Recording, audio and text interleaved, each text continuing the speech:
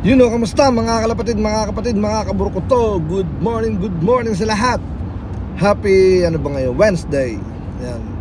So ngayon, 50 miles training for Capistrano Classic Wildlife Race Warriors before the final race. So we have 2 more tosses, today and Friday.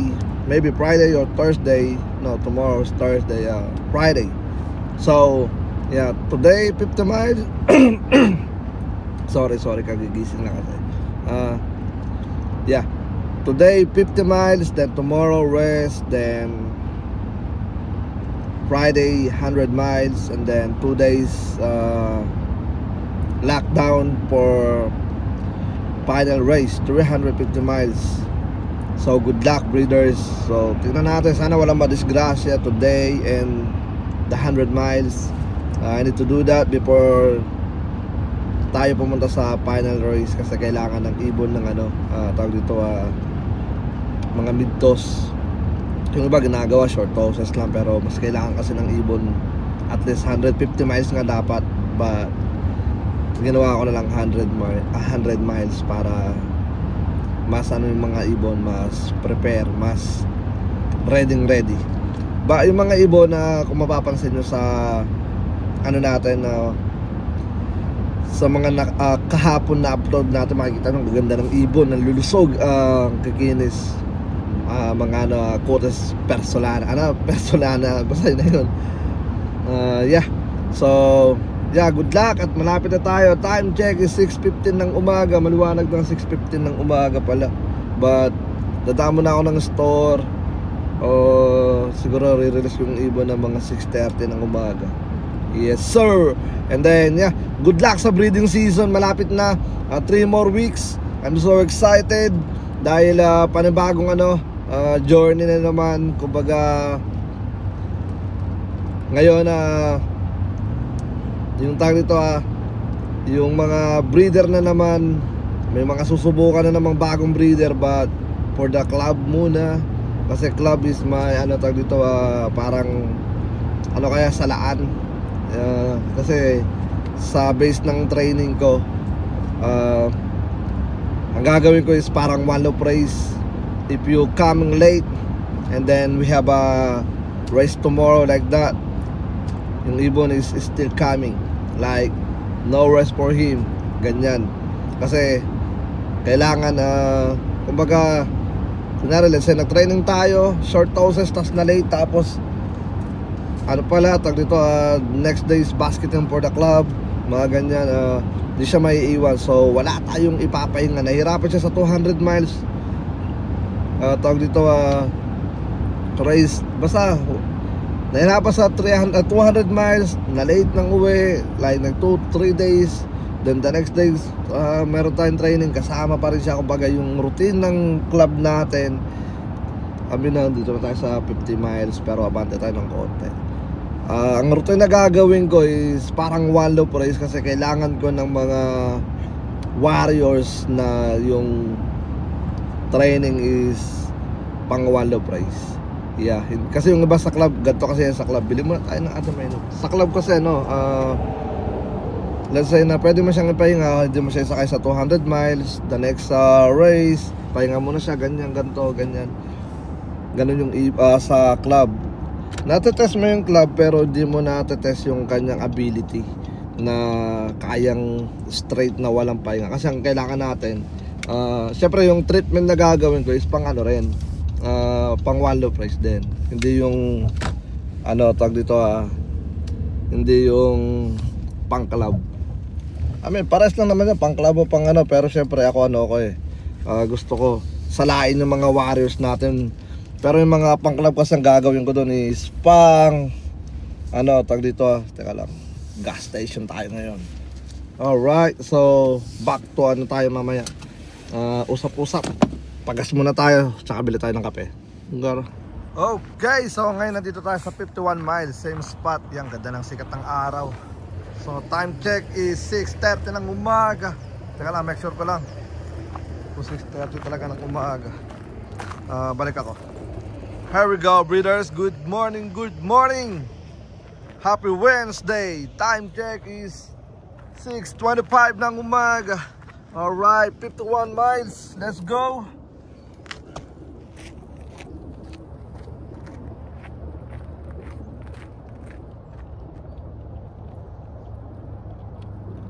Good luck, good luck.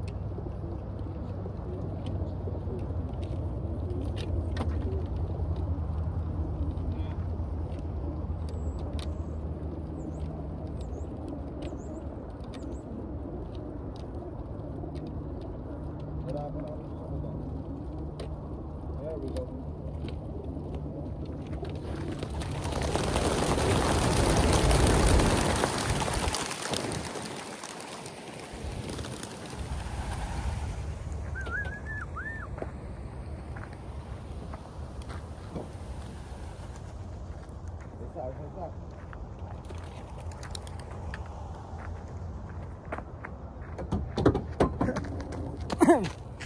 Okay, good morning. Here we go, 51 miles. So one more tosses before the final race. After this one. So we have 100 miles this coming Friday. So good luck, breeders. Alright, let's go. Okay. So yun na nga, na-release na natin yung ibon. And nakapagpagasa rin tayo. Yan.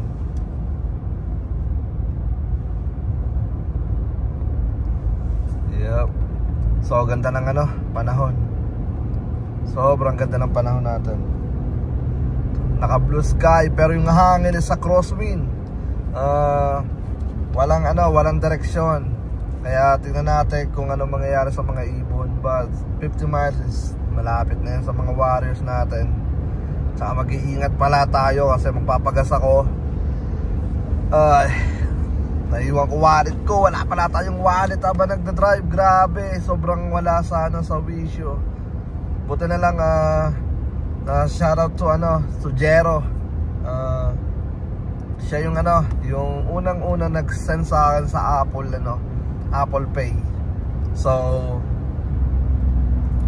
hindi ko ginagalaw yung mga pera doon sa Apple Pay hanggang sa naipon para panggas. Tinanong ko yung sa store pwede yung gamitin. So kanina di ko alam kung paano gagamitin. Yung pala ilalagay mo lang cellphone, yung yung camera mo, tapat mo lang doon sa may then yan, password like sa mukha mo, ganun. But yeah, kaya tayo nakapagpa-full tank. So yeah, full tank na ulit tayo. Yan, meron tayong kailangan natin magpagas dahil lumalamig. Magpahangin dahil lumalamig. Yan. So naman, everything's okay. Tingnan natin kung gaano kadami yung ating hangin sa gulong. Nasa ba? Kailangan na rin natin magpa-oil change na yata. Nasa gilid tayo. Ayun. Yan, 1 point lang pala. 30, 31, 30, 31, 30. Pero syempre kailangan na paayos natin yan, lagyan natin ng hangin. Siguro kailangan yata ng 34 yata. Yan. Yun na nga, time check 6:30. And good luck, breeders. Na-release natin yung ibon ng 6:25. Let's see what happened. After naman nila mamaya umuwi, lockdown sila tomorrow. Basketing for 400 miles. And then yeah, one more toss to go, and then lockdown sila for 2 days for the final race. So good luck, breeders. Some people nagsasabi sa akin na don't do that, wag na daw magtoss ng 100 mile, but hindi pa pwede kasi kailangan ng ibon, dapat nga 150 yan. Ayan, kasi mag-jump sila ng 100 miles. So yeah, good luck, breeders. Yun na masasabi ko. Good luck. Hindi naman isa lang papakawalan natin doon, lahat sila. So patibayan mga tol. Alright, let's go. Okay, so yun na nga mga kaburo ko to. Nandito na tayo sa ating kampo. So tingnan natin kung ilan na nag-clock. Alright, let's go. Ayan yung mga ibon natin, nandito na. So tingnan muna natin sa area natin kung may lumilipad. Alright, so tingnan natin kung meron pa tayong kulang. Hindi ko pa na-check kung ilan yung nag-clock na. Nag-clock na. So tara, let's go! Okay, so yun na nga. Nagbigay na tayo ng almusal sa mga warriors natin. Yan, and then ang check ko dito is yun. Kulang pa tayo ng 7. Dito pa yung kulang natin dito mga tol. Hindi ko alam kung nasa sila. But ano ko sila. Reclocking. Yan, baka may mga nakalusot lang. Easy. So ayan ko lang muna sila kumain. Tapos padadaanin ko sila rito. Yan, padadaanin ko sila rito. Yan, tingnan natin na kung meron lang din nakapag-clock. So, but at the same time, syempre abang-abang pa tayo. Yan, 50 miles. Grabe naman oh, crosswind. Meron pang 7 bumaklas. Hindi ko alam kung saan sila napadpad. Wala rito sa area natin. Wala pa. So, based naman sana natin na sa pauwi natin masyado mabilis yung mga warriors. Nag 1500 speed yung mga ibon natin. First place natin, grabe 1500 speed. So, di ko sigurado kung sino pa yung mga hindi nagka-clock. But ipapaano ko sila. Papadaanin ko dito. Yan. Para makapag-clock. Pero pakakainin ko muna sila. Alright. So, tara, let's go. At abang-abang muna tayo. So, yun na nga mga tol. Nag-reclock na tayo ng mga ibon. Ito, malinis na ulit. Kami na wala na ulit yung harang.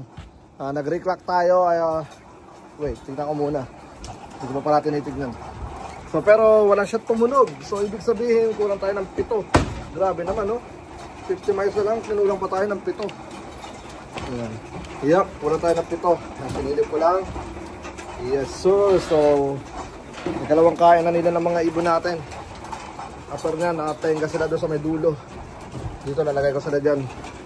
Para dyan na sila mag-relax all day yun hanggang mamaya. So, tingnan natin kung nasan yung 7. Pag yung 7 ay magkakasama, ibig sabihin na nabitin pa talaga sila, lumayo pa sila ng liparan. Pero ang kapag nangyari is pa isa-isa, nagkaroon ng something, baka nagkawatak-watak sila. So tara, let's go. Tignan natin kung darating yung 7 na magkakasama. Ito isa, solo Bluebird White Flight. What's wrong with you, brother? Bumilis pa siya, oh. Yan.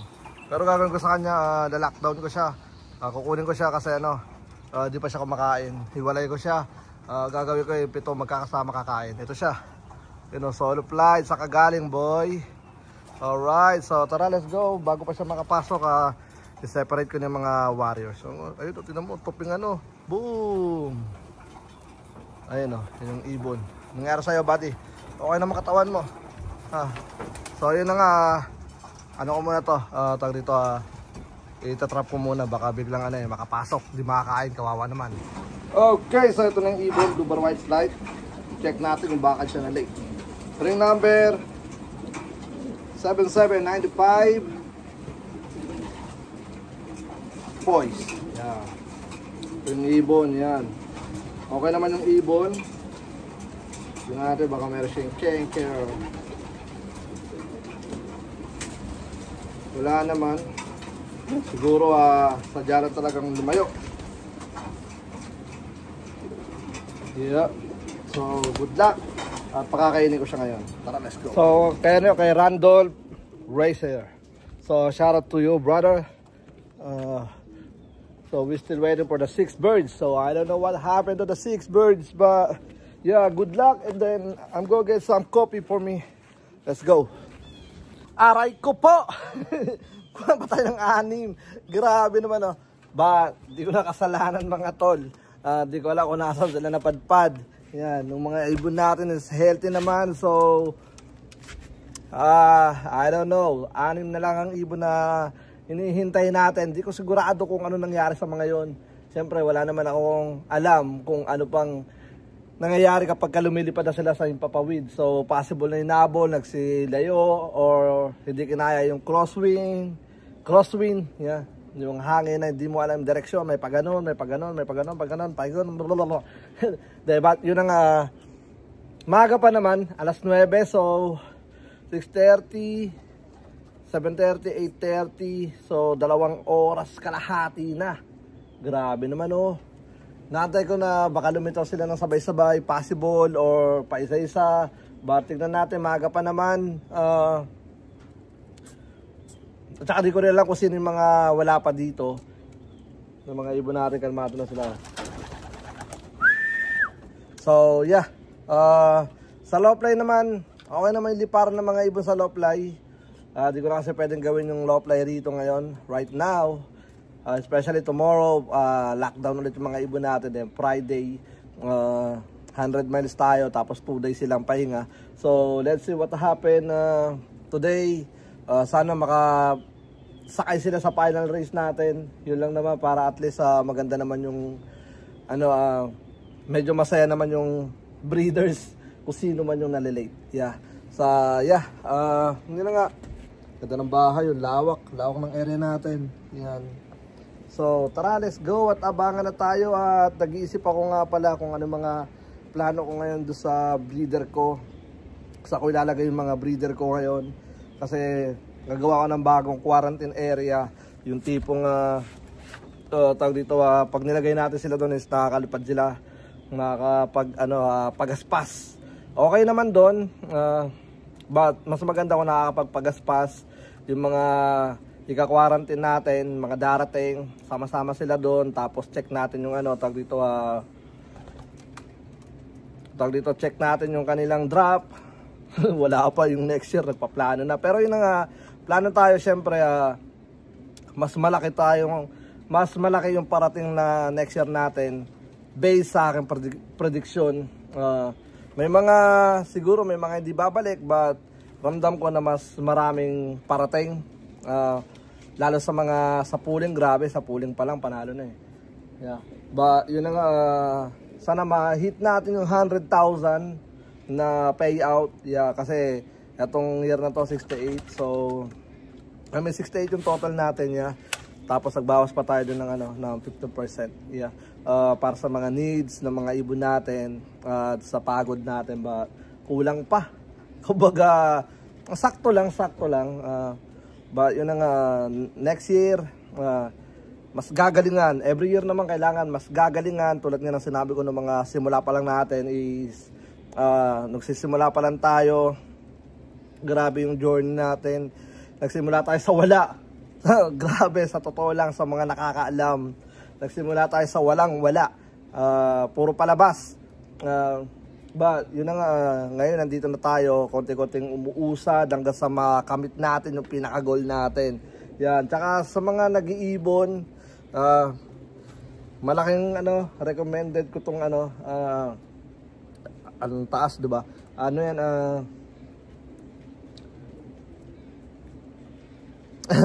Lemongrass. Yan. Grabe yung lemongrass na yan. Napaka-solid, napaka-healthy sa ibon.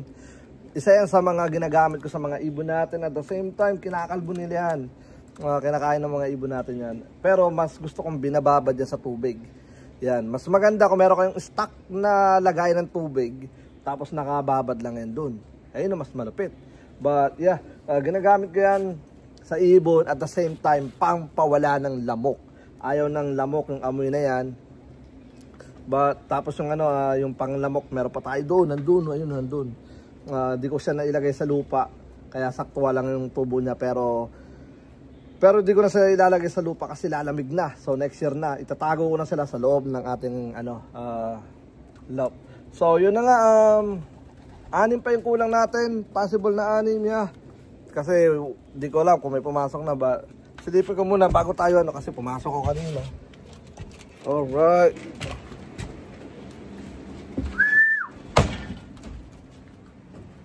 Yep, isa pa lang. So 6 pa ang kulang natin. 191. So 197 tong mga to. So 6 pa. Di ko sigurado kung sino yung mga pasaway. Yeah. Hindi naman masyadong malamig. Saktual lang. Crosswind lang. So possible na din sila sanay sa ganong hangin na magulo. Kasi may mga ganong ibon na sumasabay lang sa hangin. May mga pang right shoulder. Merong mga pang headwind. Right shoulder. Left shoulder. Yan. So yun na nga. Nung last race natin, 250 miles is right shoulder. Tapos merong isa sa mga hindi nakauwi, tumawag doon sa owner, yung ibon na punta na doon sa Freeport. So tuluyan nga silang tinangay papuntang right shoulder. So di makatawid ng dagat. Yan. Ewan ko lang kung buhay pa yun kasi sabi parang pinakain na ayaw nang umalis sa area. So yun na nga, siguro hintay pa ako bago tayo magpaalam. Tapos konting ayos dito sa area natin. Medyo okay na rito. Yan. Wala na yung ano doon, yung malaking cage. So itong playground ni Amaya, pinaplano kong ilagay dito. Sayang kasi lupa dyan. Yeah. Tapos konting linis na lang. Tapos mga plano, nagpaplano ako sa landing board. Ang mangyayari kasi sa landing board, ito na. Yan, dito na siya, pag ano na siya. Para pagbaba ng ibon, hindi na rekto sa pinakababa. Ito na, pag gato kataas. Yan. Dito sila papasok. Tapos itong landing board na to tatanggalin ko na kasi lumubog na yung ano dyan eh. Kasi hindi talaga siya pang matagalan. So tatanggalin ko yan. Magiging ano to, screen pag ganun. So para magiging aviary itong ganto kalawak. Siguro dadagdag lang tayo ng bahagi hanggang dito. Magiging aviary siya. Paliguan. Yan. Tapos tambayan ng mga warriors natin para mas lalo silang healthy. Yan. Tapos kapag na-hit natin yung ano, malawak ng gado yun. Pag ganoon. So pag na-hit natin yung 600 birds, ito, possible na magdadagdag tayo hanggang dito. Yan. Magdadagdag tayo. Yan. So yeah, 6 birds. Hindi ko alam kung saan napadpad, but yun na nga, onting ano lang, abang-abang. Yep. So sana ma-hit natin 600 birds, tapos makapag ano tayo, makapag activate tayo ng maganda-gandang amount ng ibon. Yan. Huwag kayong magpadala na mahihinang nilalang. Malalakas. Lalo malakas ng mga pooling natin. Yan. And then kapag payo ko, hanggat maaari, huwag kayong mag-syndicate kasi makukulit ang mga syndicate. Minsan isa sa grupo nyo ayaw tawag dito, bayad minsan dahil pangit yung lipad ng ibon niya, tapos yung ibon mo ang ganda. So wala kang magagawa kundi mag-abono or hindi activate yung mga ibon mo. So ngayon na makikinabang yung mga makakabili. Grabe. First place natin galing sa for sale, nabili yun. First, second for sale, tsaka yung fourth for sale, tapos yung 7 for sale. Grabe, isipin nyo yun. Ang mga nakinabang, yung mga nakabili. Ang laking hinayang ng mga ng mga breeders na yon, yung may-ari ng mga ibon na yung bat. Makikita nila, nasubukan yung ibon, pero syempre sayang binayad ng shipping, ports fee, tapos hindi lang nila na-activate. Napakamura ng activation natin mga tol, 300. But ganun talaga, kapag hindi mo nakapagandaan. Pero isipin mo, mula February, tapos ang activation October pa. So February, March, April, di ba? April, May, June, July, August, September, October. Meron kang 8 buwan na timing para magtabi kahit pa 20-20. Kahit nga 10-10 eh. Pero yun na nga, ganun talaga. May mga kanya-kanya tayong kanya-kanya tayong priority sa buhay. But yeah, good luck sa adding. And then, abang muna tayo saglit. Saglit na lang. Okay, so yun na nga mga kaburo ko to, balik kompleto tayo. Nakauwi yung yung 7 na naging kulang natin. Bali tag dito, ewan ko saan sila lupalok nagpunta. Yung 3 magkakasama. Tapos yung sa pinakahuling muli, kay Charles Hunter. Yan. So good luck sa Friday. Another toss. Last one. Tapos lockdown for 2 days. Wala silang ibang gagawin, hindi kumain, magpakatag dito mag-ipon ng energy for the 350 miles final race at Georgia. So Atlanta, Georgia, malapit sa Atlanta, Georgia. So sa mga pupunta this coming Monday, November 10, just let me know guys. So magpe-prepare tayo ng food enough for the visitor, just like that. Just let me know. So everybody welcome to my house. Yeah, but just let me know. Just give me a call or text My number is 850-454-5763. And then I have some for sale breeders too. If you wanna buy some, just let me know too. It's a good bloodline, you know, consistent. I mean, proven breeders. Yeah. So yeah, hanggang dito na lang. Drive na muna tayo at may pupuntahan tayong birthday ng aking utol. Hindi si Katuka, yung ikalawa kong utol. Alright, so peace out. Let's go.